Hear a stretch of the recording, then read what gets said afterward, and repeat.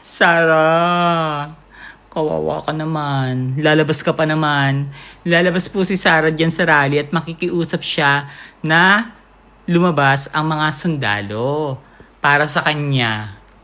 Pero alam niyo ba kung ano nangyari kanina? Nakipag-meeting po siya dun sa 5 bagong promote na general.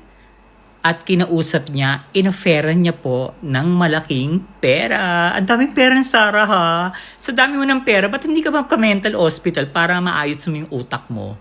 Nakipag-usap rin siya sa 2 PNP general. Hindi rin umoo sa gusto niya na pabagsakin si PBBM. Kaya wag po kayong mag-alala. Ladies and gentlemen, and INC, mag-isip-isip dahil maraming kasong isasampa sa inyo. Anong gusto nyo? Na ma-maintain nyo na merong INC religion or mawala kayo dahil sa pagsunod nyo sa demonyong mga leader nyo? Pero tawang-tawa ako talaga. Si Sarah nakapag-meeting dun sa mga general sa AFP pero hindi niya nakausap si Browner.